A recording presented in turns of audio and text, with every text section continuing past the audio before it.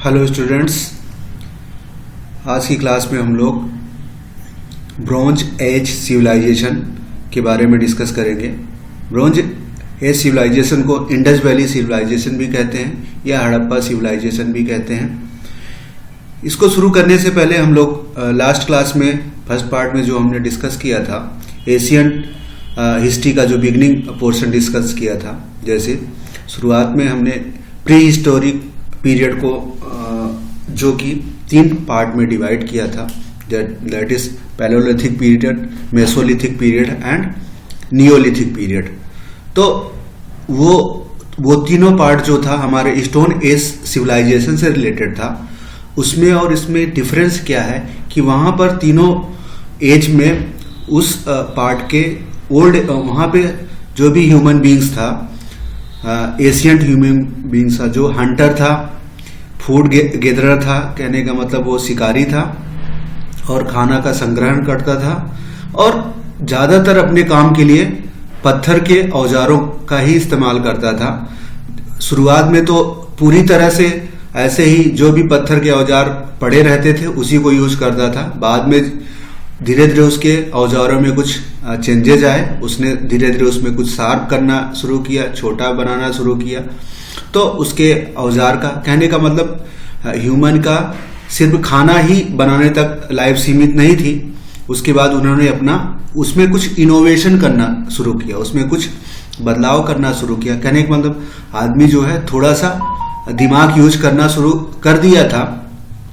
फिर बाद में उसको जब आग की खोज होगी, जो आपका प्री हिस्टोरिक पीरियड था, दैट इज पैलेओलिथिक पीरियड में उसको आग जलाना आ गया था, तो वो उसका यूज करके और भी फूड खाना पका के खाने लगा था। नहीं तो उसके पहले वो कच्चे ही खाने खाता था, कच्चा फल फूल, जानवरों के मांस वगैरह, मतलब कच्ची चीजों पे ही था। जैसे आग की खोज हो जाने के कारण उसके खाने में और उसकी लाइफ स्टाइल में थोड़ा थोड़ा बदलाव हुआ।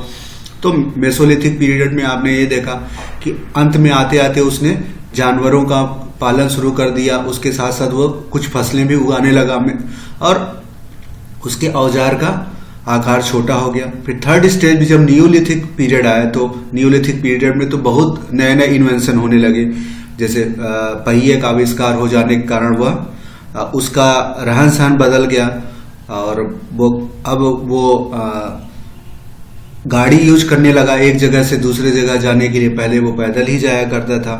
तो इसके साथ साथ जो है वह उसके बर्तन जो पहले हाथ से बनाता था, बाद में वो हाथ से बने हुए चाक पे वो बर्तन बनाने लगा और उसके बर्तनों में भी सुधार हुआ। क्योंकि बाद के पीरियड में ढेर सारे जो है वहां के रहने वाले लोगों को ढेर सारे बर्तन, वहां रहन सहन जहां भी उनकी बस्तियां थी, जैसे भीमबेटका वगैरह और भी तमाम जगह पे हम लोगों ने, सेंटर इंडिया में, फिर कुछ साउथ में, कुछ वेस्टर्न ईस्टर्न इंडिया में। हमारा सिविलाइजेशन का मोस्ट पार्ट वेस्टर्न इंडिया में कहा, जो पाकिस्तान का पोर्शन है, सिंध का प्रांत है, पंजाब है, हरियाणा है, राजस्थान है, फिर वेस्टर्न यूपी वाला क्षेत्र है, दिल्ली के आसपास वाला। यहाँ पे सभ्यता की शुरुआत सबसे पहले हुई। उसका कारण वहाँ की फर्टाइल लैंड थी, प्लस वहाँ की नदियाँ थी। तो तमाम धीरे धीरे फिर इस सभ्यता अलग अलग जगहों पे पहुंची। तो इन सब के बारे में हम लोगों ने डिस्कस किया था। अब उसके आगे नेक्स्ट स्टेज जिसको हम लोग कहते हैं ब्रॉन्ज एज सिविलाइजेशन। तो ब्रॉन्ज एज सिविलाइजेशन में इसको हम क्या कहते हैं, इसको हम इंडस वैली सिविलाइजेशन भी कहते हैं। फिर इसको जो है हम क्या कहते हैं, हड़प्पा सिविलाइजेशन भी कहते हैं। ठीक है, इसको जो है हम हड़प्पा सिविलाइजेशन भी बोलते हैं। ठीक है, क्योंकि हड़प्पा सिविलाइजेशन या इंडस वैली सिविलाइजेशन या ब्रॉन्ज एज सिविलाइजेशन, इनमें कुछ चीजें हैं। जैसे ब्रॉन्ज मेटल की खोज हो गई थी, अब वो पत्थर के बजाय ब्रॉन्ज मेटल यूज करने लगा था, उससे बने औजार या उससे बनी चीजें यूज करने लगा था, इसलिए उसको ब्रॉन्ज एज सिविलाइजेशन नाम दिया गया। जैसे उधर स्टोन यूज करता था, इसलिए उसको स्टोन एज सिविलाइजेशन किया। तो ह्यूमन बीइंग के लाइफ में ये हमारे धातुएं, मेटल्स बहुत इंपॉर्टेंट रखते हैं, क्योंकि उनके लोगों का रहन सहन बदल जाता है। तो अब इंडस वैली सिविलाइजेशन नाम क्यों पड़ा, उसको इंडस का नाम क्यों दिया गया, उसका कारण क्या था कि इंडस सिंधु नदी जो कि पाकिस्तान और इंडिया के बॉर्डर पे है, ठीक है, कश्मीर से वहां पे हिमालय से निकलती है सिंधु नदी, जिसको इंडस भी बोलते हैं, ठीक है, सिंधु नदी, और उसकी कई सहायक नदियां एंड हेल्पिंग ट्रिब्यूटरीज थी, जैसे रावी, चिनाब, झेलम, ब्यास, सतलज। ये पूरा नदियों का जो बेल्ट था, यहीं पर जो है शुरुआत में यहाँ पे लोग यहीं पे बसे थे, और यहीं पर खुदाई के बाद वहीं पे यहाँ पे सबसे पहले जब खोज हुई 1921 में खुदाई की गई, तो वहां पर ही इस तरह के अवशेष मिले, जो वहां पे हमको खुदाई के बाद, एक्सकेवेशन के बाद जो हमको चीजें मिली। तो इसलिए वहां पे इंडस वैली के आसपास ही ये हड़प्पा जगह, और वो जगह कौन थी? हड़प्पा जगह थी, जो कि पाकिस्तान में आज के जगह है। तो हड़प्पा जगह और नदी और मेटल, तीन चीज वहां पे नई थी, इसलिए तीन नए उनको उसका तीन अलग अलग नाम दिया गया, ताकि Indus valley civilisation, Harappa civilisation, ठीक, और ब्रॉन्ज एज सिविलाइजेशन, इसलिए इसको तीन नामों से जाना जाता है, ठीक है। क्या है? This civilisation is situated along the bank of Indus river, ठीक है, इंडस रिवर के कारण है। Now in Pakistan and north western India, तो ज्यादातर सिंधु नदी भारत, वहां हिमालय से निकलती है, भारत में रहती है, भारत से निकलने के बाद फिर वो पाकिस्तान में चली जाती है, पाकिस्तान से फिर वो जाती है कराची तक, कराची के पास जो है वो अरब सागर में मिल जाती है, ठीक है। तो ज्यादातर समय वो वहीं जाती है, और इसकी सहायक नदियां जैसे सतलुज, झेलम, रावी, चिनाव, ये सभी इंडिया में है, कुछ नदियां जो है ज्यादातर इंडिया में है। तो ये सारी चीजें, इसलिए इसको name of this civilisation is the Harappan civilisation in reference to its excavated city of Harappa. तो क्या हुआ? एक्सकेवेटेड का मतलब वहां पे खुदाई की, खनन किया गया, खनन करने के कारण कहां पे? हड़प्पा एक शहर है, वहां पे खुदाई की गई, इसलिए इसको हड़प्पा सिविलाइजेशन भी कहते हैं। तीसरा क्या है? RB Dayaram Sahni first discover Harappa on Ravi, जो सिंधु की सहायक नदी है रावी, वह जो कि हड़प्पा सिविलाइजेशन कहा? रावी, इन 1921, ठीक है। आर.डी. बनर्जी डिस्कवर्ड मोहनजोदड़ो, कहने का मतलब यहां पे दो सिविलाइजेशन मेन थी, एक हड़प्पा और एक मोहनजोदड़ो। दोनों, मोहनजोदड़ो कहां था? सिंधु नदी के किनारे था, और हड़प्पा जो था रावी। कहने का मतलब इंडस वैली सिविलाइजेशन में दो बातें की गई, ठीक है, दो बातें। पहले क्या है? एक हड़प्पा की बात की गई, हड़प्पा की बात की गई, ठीक है, जो कि कहां पे था? हड़प्पा कहां था? ये रावी नदी के किनारे, जो कि सिंधु की सहायक नदी है। दूसरा क्या है? मोहनजोदड़ो, ठीक है, मोहनजोदड़ो था, मोहन, ठीक है। ये कहां था? ये था सिंधु नदी, दैट इज इंडस के किनारे बसा था, ठीक है। तो दोनों की खोज अलग अलग लोगों ने, इसकी खुदाई किसने कराई? दयाराम साहनी जी ने 1981 में, 21 में, और आर.डी. बनर्जी जो हैं मोहनजोदड़ो की, इसकी खुदाई इन्होंने कराई एक साल बाद 1922 में, ठीक है। तो इंडस वैली सिविलाइजेशन मेनली हम यहाँ पे दो जगहों की बात करेंगे, एक हड़प्पा जगह और दूसरी मोहनजोदड़ो। दोनों अलग अलग जगह हैं, इसलिए उसको हड़प्पा में पहले खुदाई हुई थी, इसलिए उसको हड़प्पा सिविलाइजेशन नाम दिया गया। और सिंधु नदी के किनारे खुदाई हुई थी, और सिंधु नदी और उसकी सहायक नदियों के किनारे हुई थी, इसलिए उसको बड़ा में इंडस वैली सिविलाइजेशन या सिंधु घाटी सभ्यता कहा गया, ठीक है। और दोनों को खुदाई क्या है, ये आपको ध्यान रखना है कि हड़प्पा सिविलाइजेशन रावी नदी के किनारे आर.बी. दयाराम साहनी जी ने कराया था, और दूसरा मोहनजोदड़ो को आपको याद रखना है, आर.डी. बनर्जी ने 1922 में जो कराया था मोहनजोदड़ो शहर के पास, इसलिए उसको मोहनजोदड़ो कहते हैं। और मोहनजोदड़ो का दूसरा नाम कहते हैं माउंट ऑफ डेथ। क्वेश्चन में कभी कभी which of the following civilisation is known as mount of the death, ऐसा भी पूछ सकते हैं क्वेश्चन। तो आपको ध्यान रखना है वो हड़प्पा नहीं मोहनजोदड़ो होगा। अब फिर क्या है, अब आर.डी. बनर्जी और जो है दयाराम साहनी जी है, ये दोनों थे। तो उनको उस समय के जो आर्कियोलॉजिकल डिपार्टमेंट के हेड थे, ठीक है, सर जॉन मार्शल, क्योंकि वो आजादी का समय नहीं था तो वो उनके हेड थे। तो उनके अंडर में ही इन दोनों लोगों ने हड़प्पा और मोहनजोदड़ो की खुदाई हुई थी, ठीक है। Last site found in Indus valley, इसको कहते हैं, ये इंडस वैली सिविलाइजेशन का फुल है, इसको शॉर्ट फॉर्म है, ठीक है, ये IVC, ठीक है, शॉर्ट फॉर्म है। धौलावीरा फाउंड बाय आर, तो कहने का मतलब इंडस वैली सिविलाइजेशन में जो अंतिम खुदाई 1991 में R.D. बिस्ट के द्वारा की गई, जो कि धौलावीरा जगह है, वहां पे की गई, ठीक है। तो कहने के बाद इंडस वैली सिविलाइजेशन में सिर्फ हड़प्पा और मोहनजोदड़ो ही नहीं थी, उसकी जगह बहुत ज्यादा जगह है, ठीक है, राखी गढ़ी, हरियाणा, पंजाब, राजस्थान, गुजरात, ठीक है, इसकी जगह गुजरात तक, यहाँ महाराष्ट्र में औरंगाबाद के आसपास की जगह भी जो है, यहाँ तक जी उस समय के जगहों का पता लगता है। गुजरात में लोथल जगह जो है, ठीक है, तो वहां पे इंडस वैली सिविलाइजेशन के, मतलब ये सारी चीजें उस समय के आसपास जो है, जब ये इस सभ्यता की शुरुआत हुई थी, ये सभ्यता हुई थी लगभग 2500 से लेके 1750 BC के आसपास, ये पूरा पीरियड था।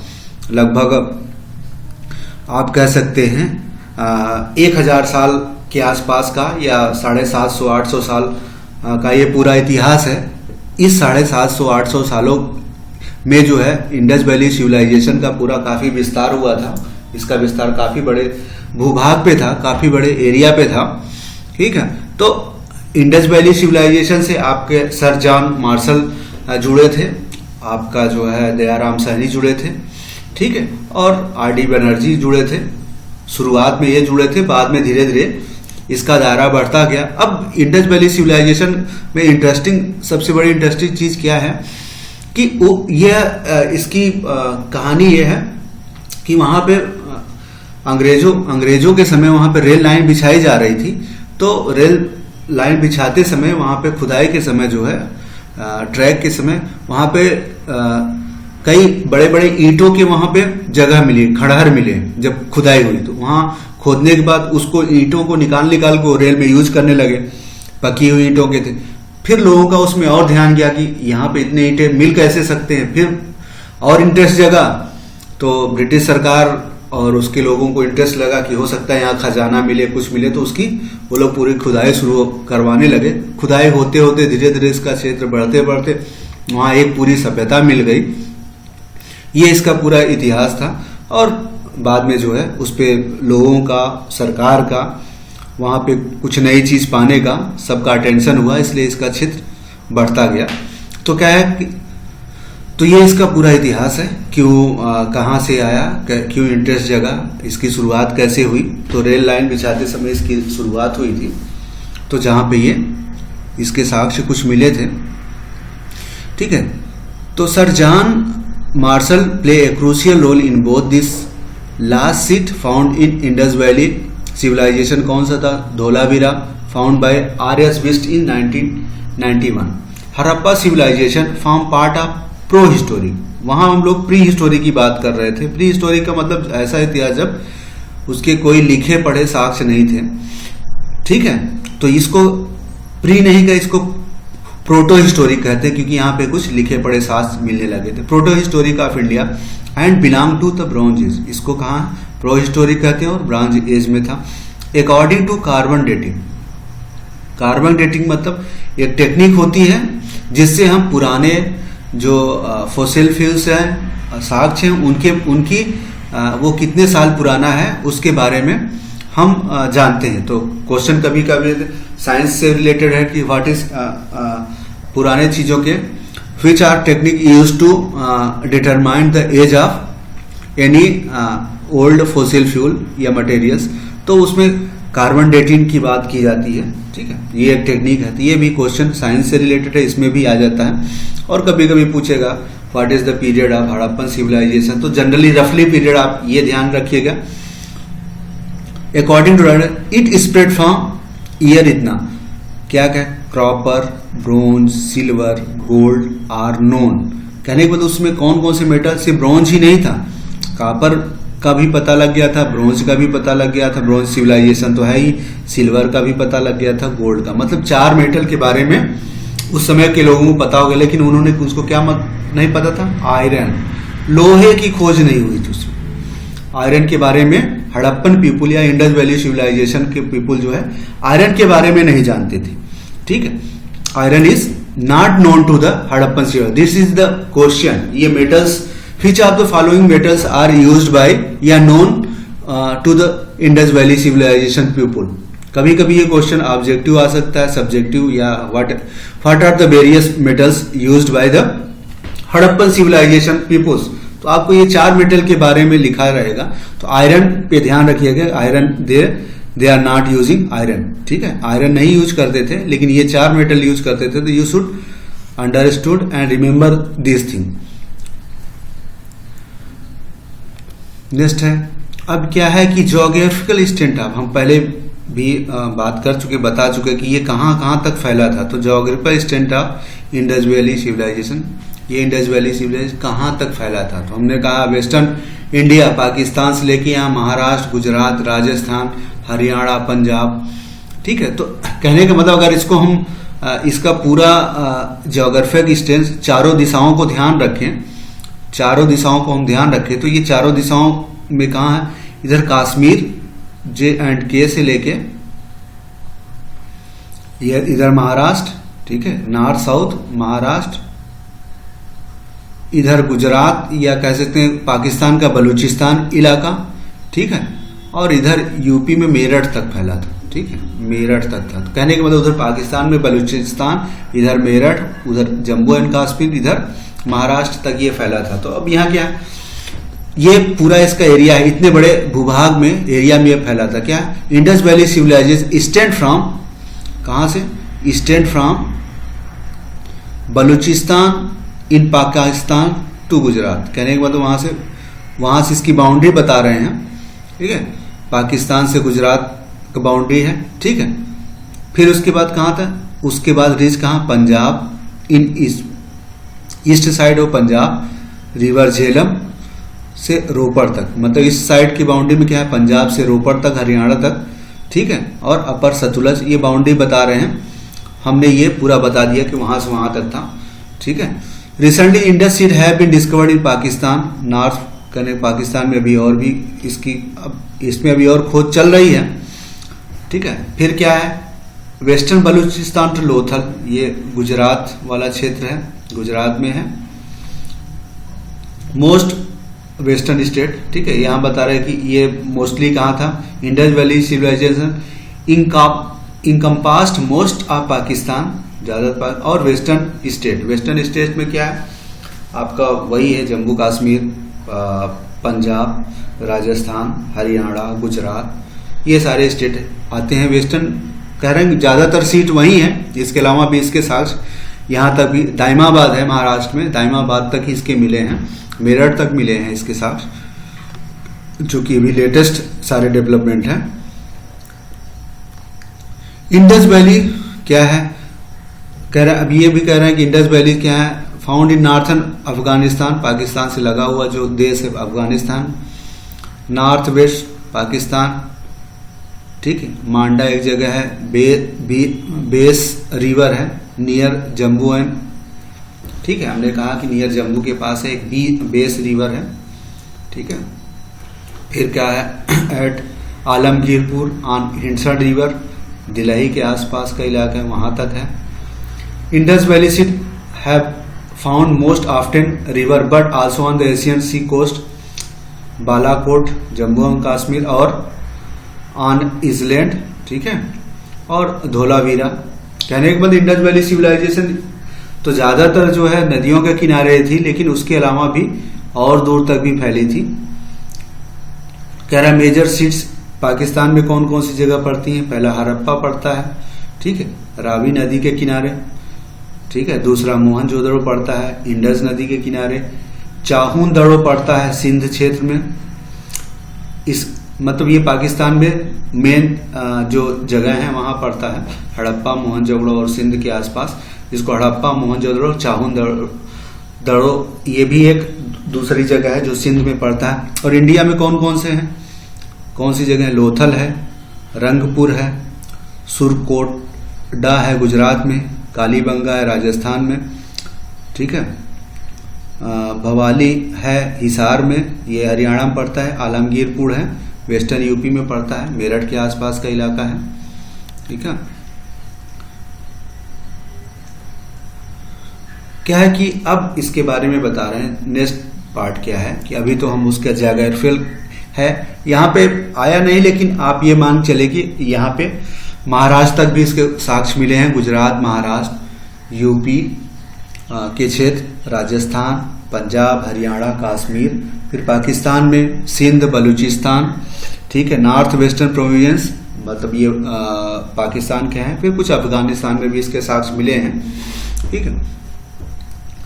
तो अब क्या है कि अब हड़प्पा सिविलाइजेशन में वो सिविलाइजेशन थी कैसी, वहाँ के लोग कैसे थे, गांव में रहते थे कि शहरों टाइप के रहते थे? जैसे कि हम लोग स्टोन एज की सिविलाइजेशन में, पाषाण युग की सिविलाइजेशन में देखा कि लोग पहले तो घुमक्कड़ बंजारा थे, धीरे धीरे फिर रहने लगे, ग्रुप में रहने लगे, धीरे धीरे वो गांव बनाने लगे, सर्किल में गांव बनाने लगे, रेक्टेंगुलर गांव बनाने लगे, ठीक है, गांव में ही रहते थे, अब जानवर पालते थे, कृषि करना शुरू कर दिए थे, और उससे रिलेटेड वो एक सेल्फ सफिशिएंट गांव था। सेल्फ सफिशिएंट गांव का मतलब वहां के लोग अपनी जरूरत की चीजें खुद से ही उत्पादन करते थे और कंज्यूम करते थे। There is no trade, there is exchange नहीं होता था, एक जगह से दूसरी जगह सामानों का वितरण नहीं होता था, इसलिए वो एक पार्टिकुलर जगह में ही रहते थे।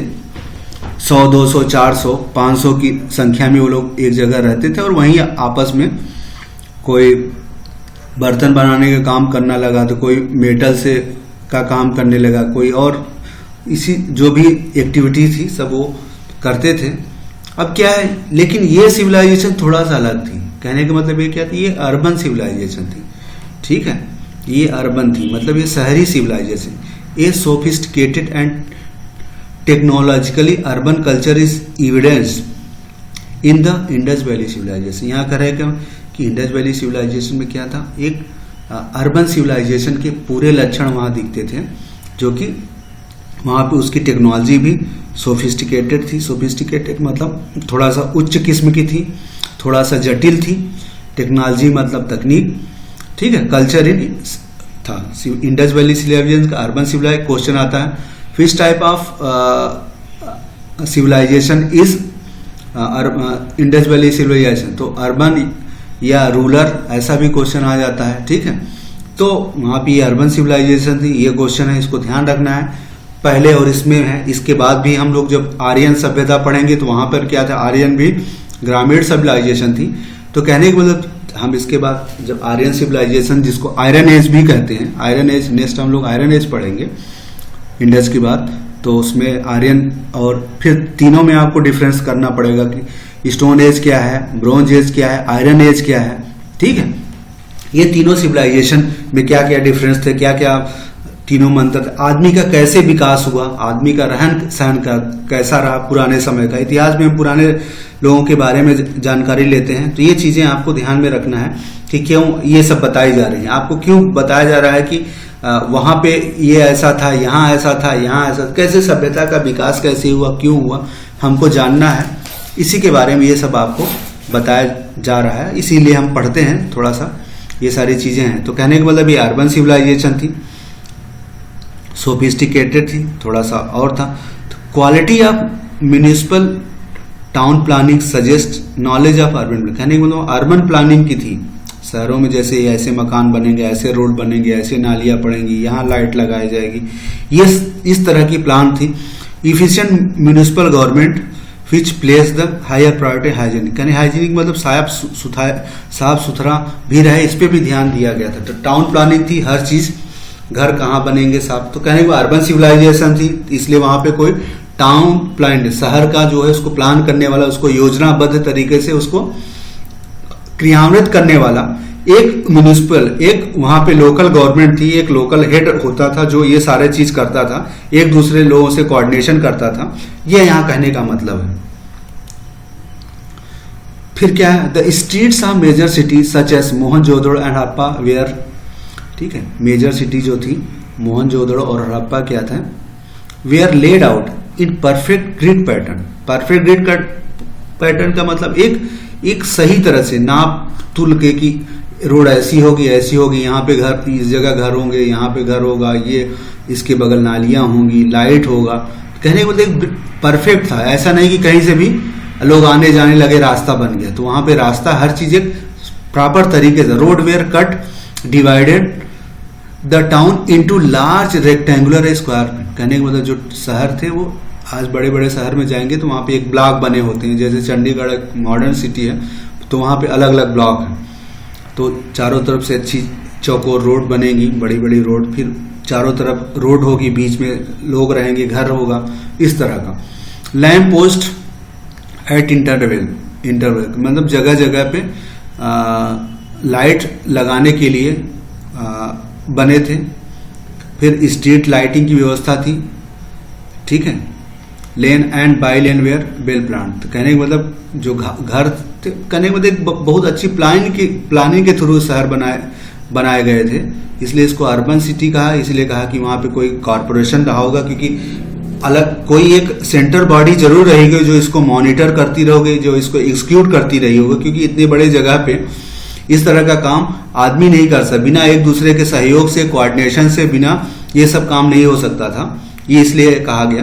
बर्न ब्रिक कहने का मतलब पकी हुई ईंटों के गुड क्वालिटी के यूज हुए बिल्डिंग मटेरियल था। Is where in contemporary world, ठीक है। Burn brick of good quality used as the building material, elsewhere in the contemporary world mud bricks were used. कहने का मतलब वहां पे पकी हुई ईंटों, क्योंकि रेलवे की खुदाई में उनको ईंटों में, रेलवे की जब लाइन डाल रहे थे तभी उनको पकी हुई ईंटें मिली, तभी उनकी जिज्ञासा बढ़ी कि ये क्या है, कैसे है, तब जाके हुआ। लेकिन कह रहा है कि कंटेम्प्रेरी वर्ड का मतलब क्या हुआ, समकालीन। उस समय समकालीन, ये जो नए नए वर्ड हैं इनको ध्यान रखना है, इसको याद रखना है, एज अ वर्ड मीनिंग भी इसको याद रखना है आपको कि कंटेम्प्रेरी मतलब उस समय के समकालीन। मतलब अब हड़प्पा में उसी पीरियड में जो हो रहा है, विश्व के दूसरे जगह पर भी कुछ डेवलपमेंट हुआ है। तो कहने का मतलब सेम जगह पे, सेम टाइम पे, अलग अलग जगह पे जो जो विकास हुआ तो वो एक दूसरे को के समकालीन कहते हैं। समकालीन मतलब उसी समय, उसको कंटेम्पोररी वर्ड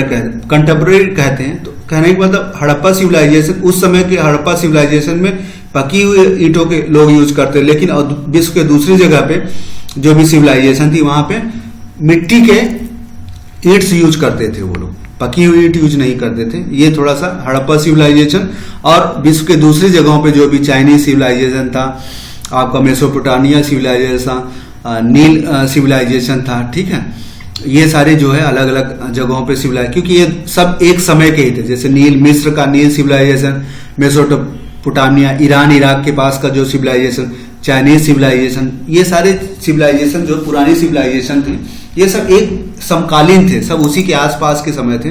तो कहने का मतलब वहां पे यहाँ पे पकी हुई ईंट के होते थे, लेकिन और दूसरी जगहों पे कच्ची ईंट के प्रयोग देखने को मिले थे। कार्बन डेटिंग से पता लग गया कि इस पीरियड में, जो कार्बन डेटिंग से ये पता लग गया कि ये पीरियड कहाँ था, उस समय जो खुदाई हुए वहां जो मिले, तो इससे पता लग गया कि ये सब लगभग एक ही आसपास, क्योंकि ये लगभग 1000 साल के आसपास का, 750, 850, 1000 साल बहुत होता है। तो 1000 साल के आसपास की बात यहाँ की जा रही है कि उस समय जो पिछले उस समय के 1000 सालों के दौरान जो विश्व के अलग अलग जगहों पे क्या क्या हुआ था, इसी को उसको कंटेम्प्रेरी टाइम कहते हैं, ठीक है। Towns were divided into 2 parts. कहने में टाउन्स की विशेषता थी कि 2 पार्ट में डिवाइडेड थे, ठीक है। चलिए नेक्स्ट